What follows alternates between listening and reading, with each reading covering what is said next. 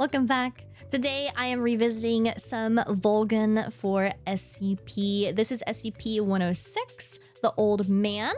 I believe I know of this SCP. I've been told that it's like the old guy phasing through walls that comes after you in the video game. I very tiny bit think I know what that is. Maybe like a little bit. But as per usual, I don't really know anything about the backstory or like what it does, different things like that. That's what I come here to the Volgun for, and I'm very excited. Been a minute, so I'm ready to get back into it. Hopefully you are as well.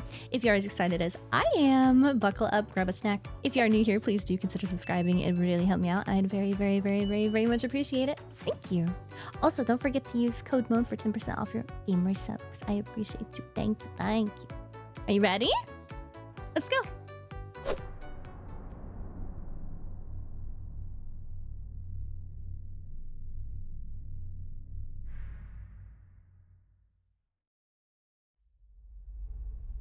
Good afternoon, everyone. Hi. My name is Dr. Miller, and the SCP we're going to be looking at today is SCP-106. Object He class, looks happy. Keter. Special Containment Procedures. Revision 11-6.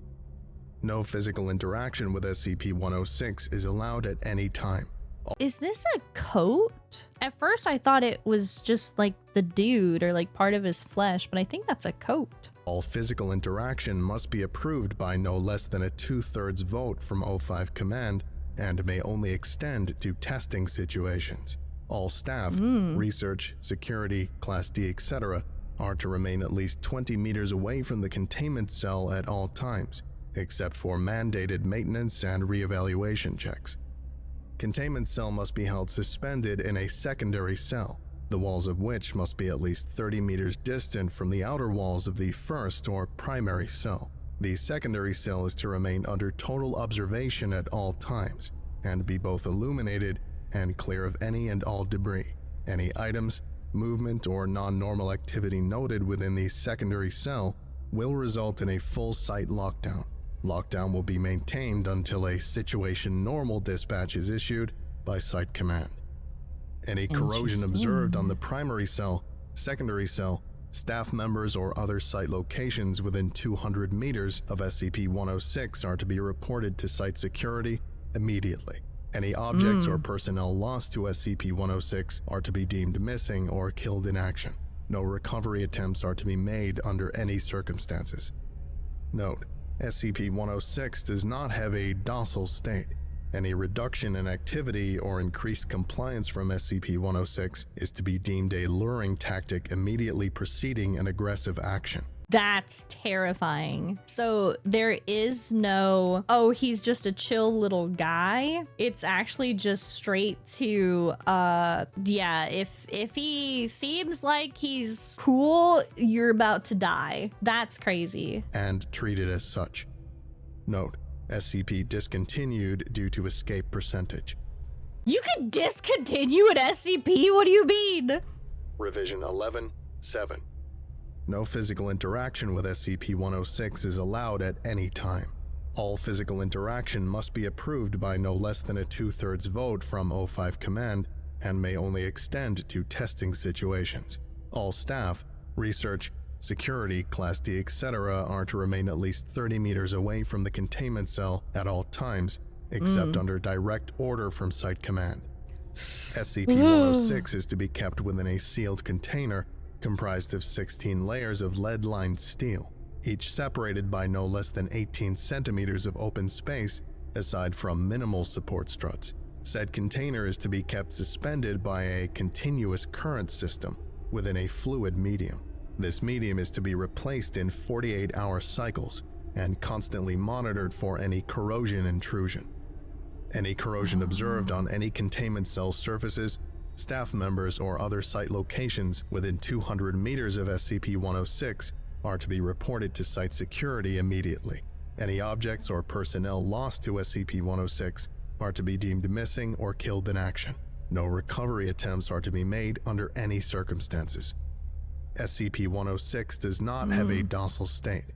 Any reduction in activity or increased compliance from SCP-106 is to be deemed a luring tactic immediately preceding an aggressive action, and treated as such. Note: observation of SCP-106 has shown slight resistance when passing through lead or other similar metals. The thickness of the material appears to make no difference.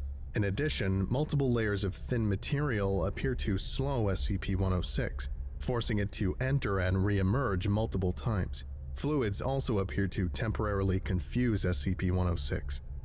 Note: SCP discontinued due to multiple surface breaches. Agitation system continued to disperse corrosion during breach event, resulting in multiple breaches and full containment failure. Revision 11-8. No physical interaction with SCP-106 is allowed at any time. All physical interaction must be approved by no less than a 2/3 vote from O5 Command. Any such interaction must be undertaken in AR2 maximum security sites after a general non-essential staff evacuation. All staff, research, security, Class D, etc., are to remain at least 60 meters away from the containment cell at all times, except in the event of breach events. SCP-106 is to be contained in a sealed container, comprised of lead-lined steel. Dude, that smile. That would make the Joker proud. Good lord. Oh, and his arm and everything too. It all just feels wrong. The container will be sealed within 40 layers of identical material, each layer separated by no less than 36 centimeters of empty space. Support struts between layers are to be randomly spaced. Container is to remain suspended no less than 60 centimeters from any surface by ELO-IID electromagnetic supports. Secondary containment area is to be comprised of 16 spherical cells, each filled with various fluids and a random assembly of surfaces and supports. Secondary containment is to be fitted with light systems, capable of flooding the entire assembly with no less than 80,000 lumens of light instantly, with no direct human involvement. Both containment areas are to remain under 24-hour surveillance. Any corrosion observed on any containment cell surfaces, staff members, or other site locations within 200 meters of SCP-106 are to be reported to site security immediately. Any objects or personnel lost to SCP-106 are to be deemed missing or killed in action. No recovery attempts are to be made under any circumstances. Note: continued research and observation have shown that when faced with highly complex or random assemblies of structures, SCP-106 can be confused, showing a marked delay on entry and exit from said structure. SCP-106 has also shown an aversion to direct, sudden light. This is not manifested in any form of physical damage, but a rapid exit into the pocket dimension generated on solid surfaces. These observations, along with those of lead aversion and liquid confusion, have reduced the general escape incidence by 43%. 43? I mean, that's something, but that's still not ideal. The primary cells have also been effective in recovery incidents requiring recall protocol. Observation is ongoing. Description: SCP-106 appears to be an elderly humanoid with a general appearance of advanced decomposition. This appearance may vary, but the rotting quality is observed in all forms. SCP-106 is not exceptionally agile and will remain motionless for days at a time, waiting for prey.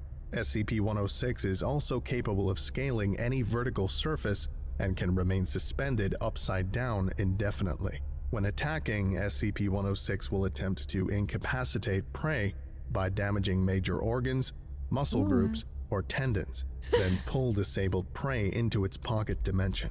SCP-106 appears to prefer human prey items in the 10 to 25 years of age bracket. SCP-106 causes a corrosion effect in all solid matter it touches, engaging a physical breakdown in materials several seconds after contact. This is observed as rusting, rotting, and cracking of materials, and the creation of a black mucus-like substance, similar to the material coating SCP-106.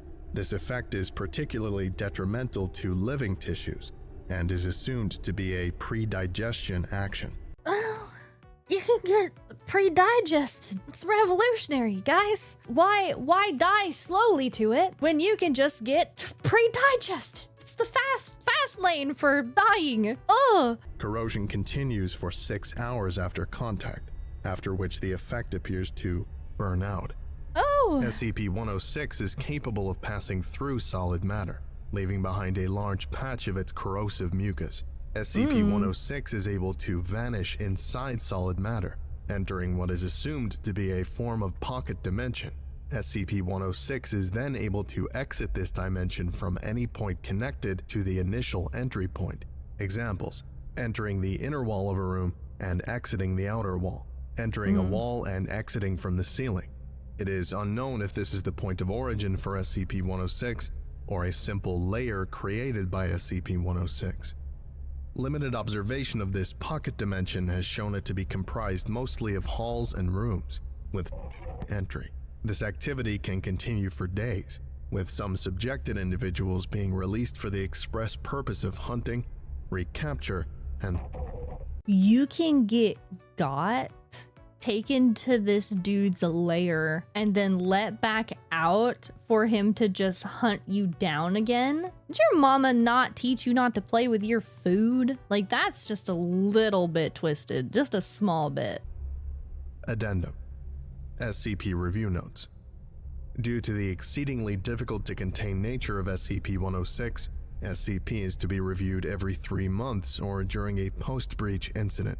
Physical restraints are impossible, and direct physical damage appears to have no effect on SCP-106. Current SCP as a revolves around basic observation and immediate response. Previous, more proactive special containment procedures have been recalled due to the events of breach and couple breaches. SCP-106 appears to go through long periods of dormancy, in which it will remain completely motionless for up to 3 months. The cause for this is unknown. However, it has been shown that this appears to be used as a lulling tactic. SCP-106 will emerge from this state in a very agitated state, and will attack and abduct staff and cause gross damage to its containment cell and the site at large. So it lets you think that it's just chilling. You get lulled into a false sense of security, and then it just hulks out, essentially. Recall Protocol. SCP-106 appears to hunt and attack based on desire, not hunger.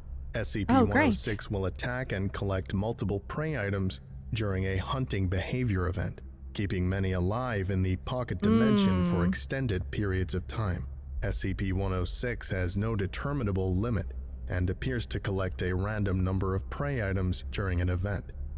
The inner dimension accessed by SCP-106 appears to be only accessible by SCP-106. Recording and transmission devices have been shown to still operate inside this dimension, though recordings and transmissions are very degraded.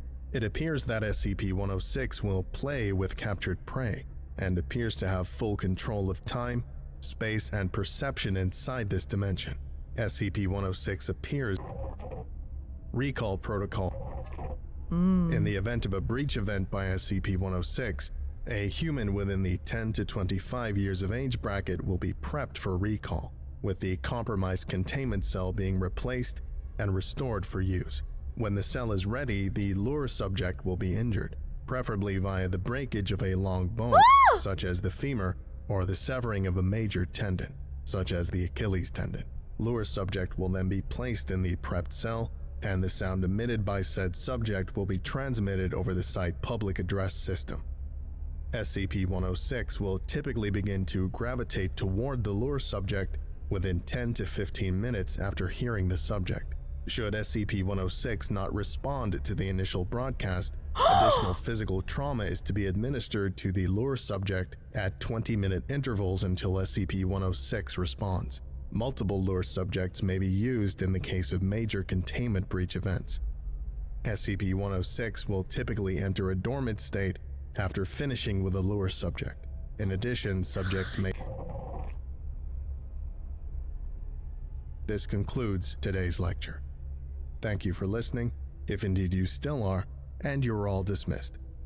Goodbye. Goodbye. Okay, thanks.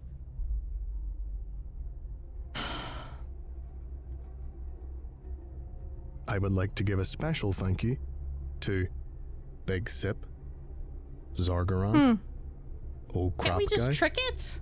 The I mean, I guess Morgan, not. James Saba, Braided Peach, That Loser, Heroin Sick, Richard Broadhurst, Fire of Prime, Indy That versus the World, blows, dude. Rubbish Bin What a 69, lovely fella, right? Dr. Wolf 13, Cupster, Worthy Fire, Zazapan, Irish Wristwatch, Signar, Alatreon, Your Local Foundation Agent, Derivative, and Lost Boy. If you would like a special thank you at the end of each of my videos, and some other cool stuff as well, visit patreon.com/TheVolgun. Thank you. Thank you.